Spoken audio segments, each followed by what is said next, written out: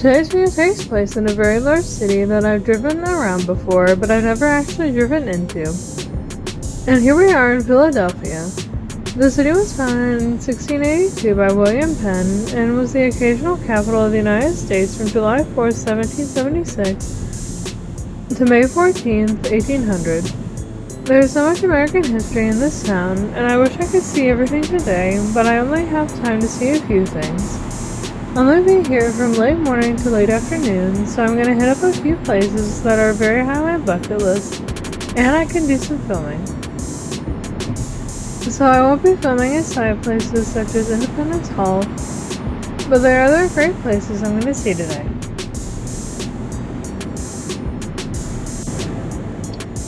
The Philadelphia metro area is slightly smaller than the Atlanta metro area, with a population of 6.3 million. Much of early American history took place in Philly, such as hosting the First Continental Congress in 1774, hosting the Second Continental Congress in 1776, where the Founding Fathers signed the Declaration of Independence, and ratifying the U.S. Constitution in 1787. Philly is very loyal to their sports teams, including the NFL Eagles, NBA 76ers, and the baseball Phillies, the NHL Flyers, and the Union in Major League Soccer.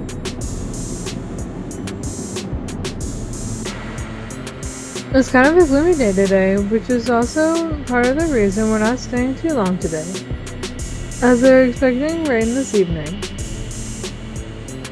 On the drive here, we went to Spa Hero and paid for parking in this garage, plus to many places I'll see today. I'll be doing a lot of walking today.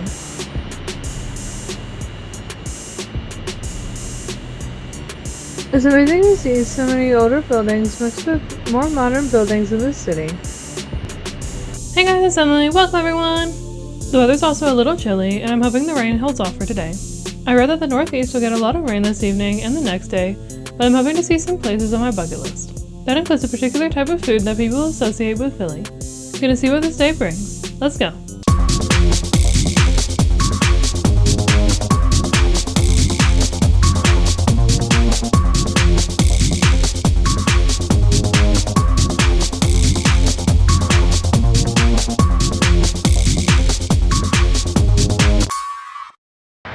I'm going to walk to a few places around the city.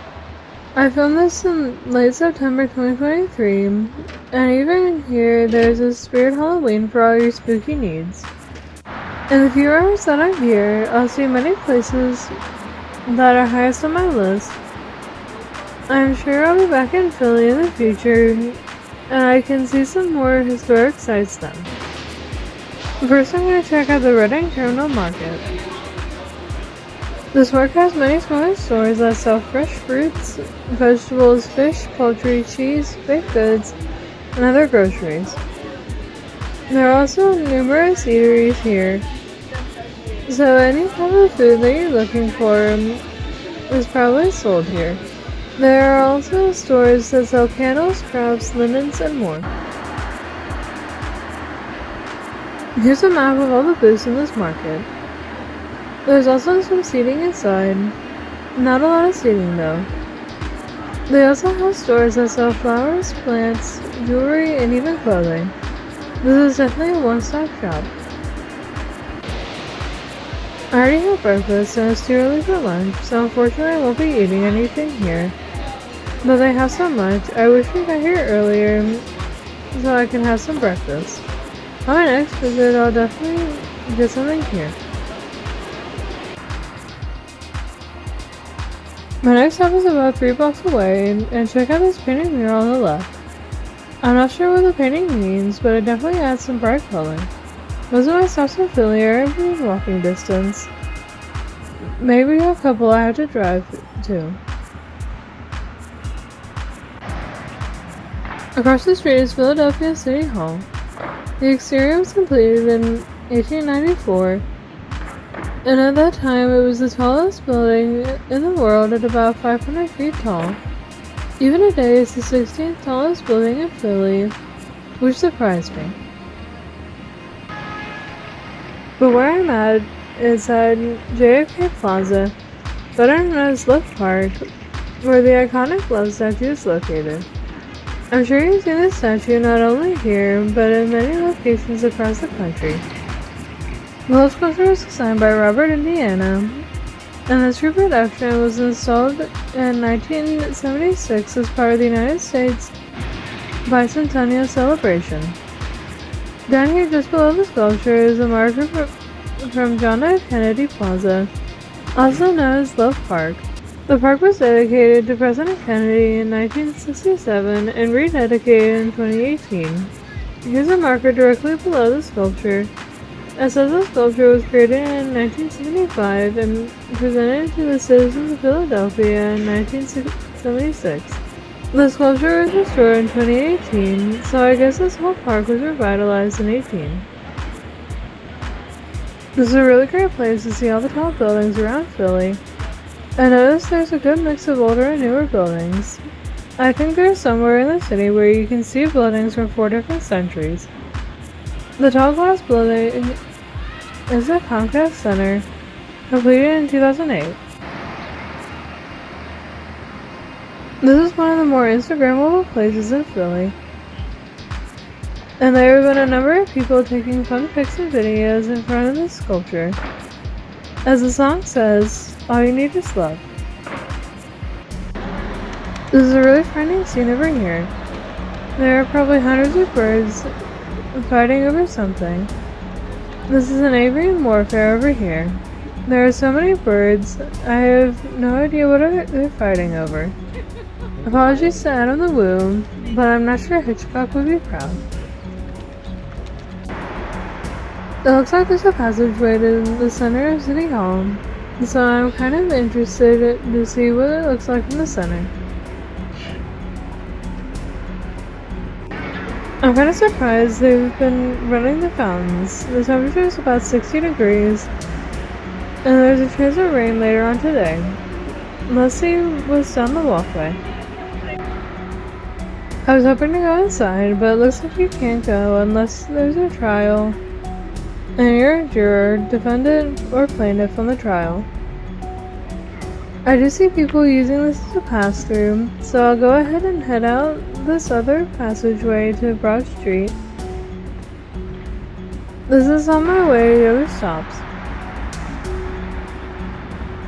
This leads me to what looks like a median of a busy thoroughfare, which I think will give me a decent picture of the other side of City Hall. Look how ornate the top floors of this building are. All the arches, columns, and other decorative details, very much the opposite of plain. This is an extremely beautiful edifice. I wonder if the interior is just as beautiful. Have you been inside City Hall? If you have, please leave me a comment and let me know how it looks. Not far from where I was just standing is this marker, which states that this very spot was where the earliest surviving photograph was taken. Joseph Saxton from the U.S. Mint took the photo of a high school that once stood here. The camera was created from a crude lens attached to a cigar box, modeled after French photographer Louis-Jacques Daguerre's invention.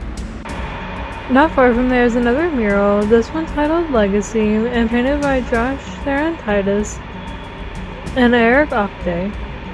This highlights the work of Abraham Lincoln and Frederick Douglass to end slavery. I have to walk a little under a mile to get to my next stop, probably about 9 blocks.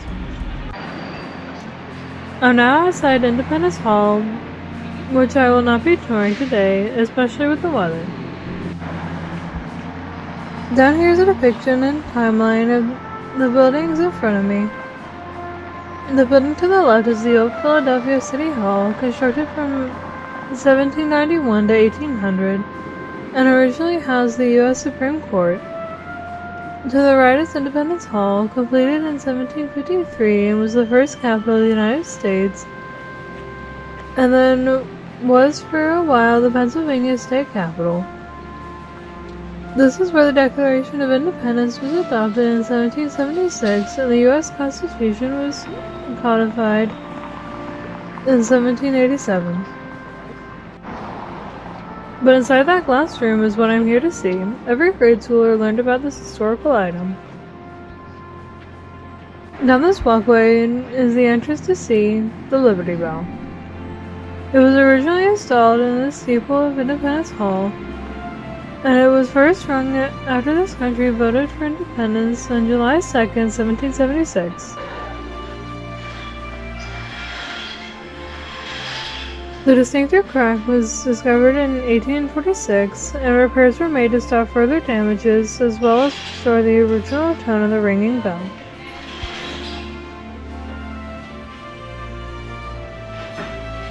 But the crack could not be repaired. They only were able to stop further damage to the bell. The bell was moved in 1976 to a glass pavilion on Independence Hall, and then to its present location in 2003. It's an iconic and historic symbol for Philadelphia and this nation.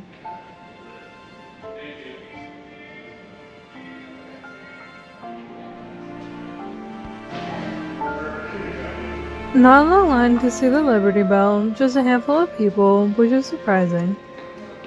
I would think it would be busy in here. My first impression is how small the bell is. I thought it would be much larger. I was thinking the bell would be 20 feet or so tall, but it's only 4 feet tall, and the largest diameter of the bell is 3.8 feet. It weighs 2,080 pounds, and its metal composition is 70% copper, 20% tin, and 10% other metal. The bell was constructed in 1752 and recast just once a year later. I have to say this GoPro is making this walk around very smooth. I'm trying to get every angle possible without interrupting the others around me. And here I am in front of the bell. This reaches Independence Hall across the street. This is awesome being in a place with so much history, where the United States was created. So just a few people here getting their pictures in front of the bell.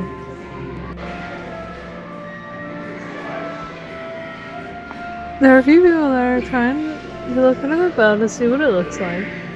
That's actually not a bad idea. My camera is small, so let's see. It looks like the bell is reinforced on the inside to prevent further damage.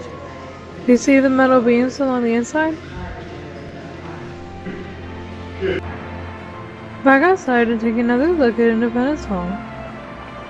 If we had more time, and we were sure the weather would still cooperate, we'd take the guided tour, but I still have some places left to see. Hopefully next time I'm in Philly, I'll take the tour.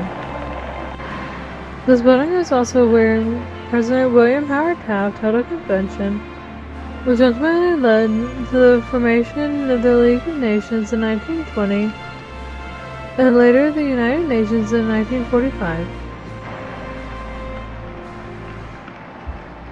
There's been quite a bit of history made in the building behind me, even centuries after the formation of this country.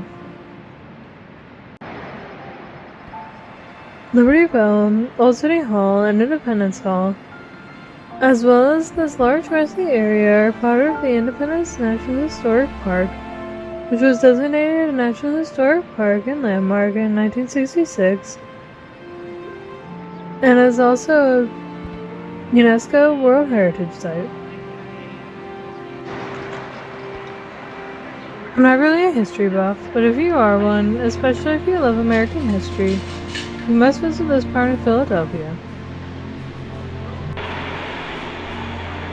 We stopped at the large Wawa convenience store next to Independence Hall. It's apparently the world's largest Wawa. Now walking back to the parking garage, which is about 3 blocks away or so. It's still a little chilly out, but thankfully it's not yet started to rain, which is great because I still have a couple other places I want to see. They're expecting a lot of rain tonight though. Back to the parking garage, and this is interesting.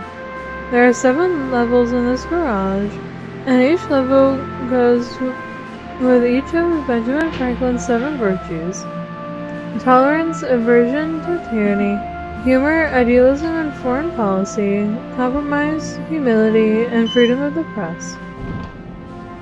Alright, it was a little bit of a challenge getting out of the garage. There was no construction nearby, and the hospital was there, so lots of police and ambulance activity as well. But finally I'm making my way towards my next destination. That's about a mile away, traveling northwest on Benjamin Franklin Parkway. And at the end of this road is the Philadelphia Museum of Art, one of the premier museums in the country, and also a filming location for several films in the legendary Rocky franchise. I found some street parking about 2 blocks away, and I don't think I'll be here any longer than about an hour. The garage next to the museum wanted $35, which is ridiculous. There are 2 things I'll be doing here, both outside the museum. I'll be visiting the Rocky statue, and I'll be climbing the 72 steps in front of the museum entrance. In front of the Art Museum is the Washington Monument Fountain. The sculpture was created in 1897 and moved to its present location in 1926 and faces City Hall, which is a few blocks away.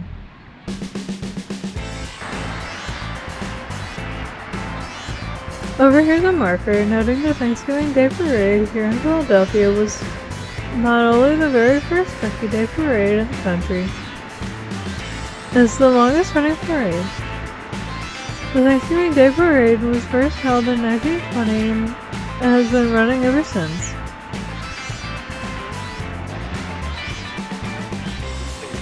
Below the stage is the Rocky statue, seen in the movie Rocky III. Stallone donated the statue to Philadelphia after his movie's filming was completed.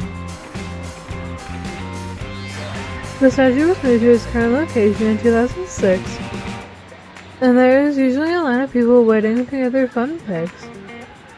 And you can't dilly-dally next to the statue either, you have to get your pics quickly. And now, it's time. Time to make my way up those famous steps, like so many others have done before, ever since the original Rocky movie came out in theaters. Really? Wow.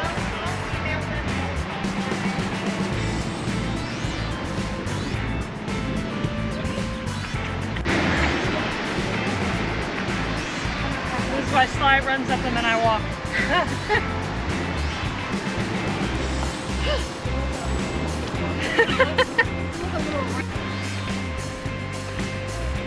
Here's the awesome view of the Philadelphia skyline from atop those 72 steps.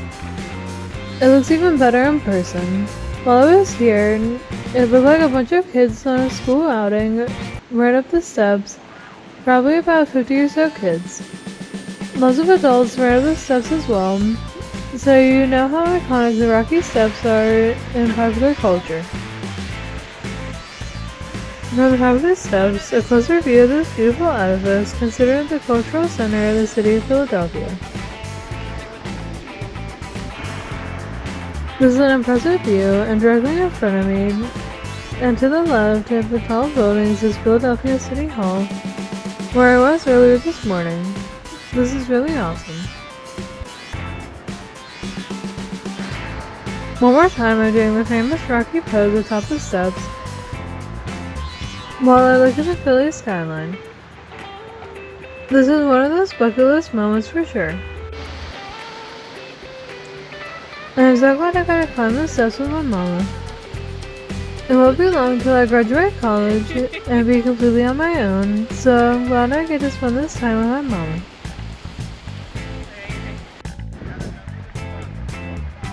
The Philadelphia Museum of Art was also where they filmed a couple of scenes for the 2019 movie Shazam, starring Zachary Levi.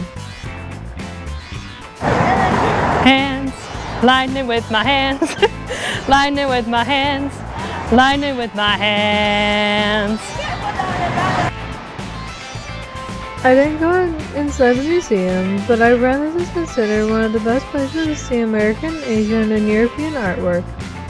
The record steps are a must-do if you're in Philly. If I can do it, you can do it. But now I'm gonna get something to eat. At the intersection of Fishunk Avenue, Wharton Street, and South 9th Street are two popular competing cheesesteak places. One is Pat's King of Steaks, and the other is Geno Steaks, both claim to be the best cheesesteak in Philadelphia. I'm only hungry enough for one cheesesteak, so for that reason I'm only choosing Geno Steaks. When I visit the city again, I would definitely like to try Pat's cheesesteak. Geno Steaks are pretty popular since they have a gift shop across the street. Looks like I have a roast pork sandwich, which sounds pretty good. And they also have cheese fries. I'm just gonna get the cheesesteaks today. In front of the order window, they have this very large marker that shows all the Philadelphia police officers that died in the line of duty.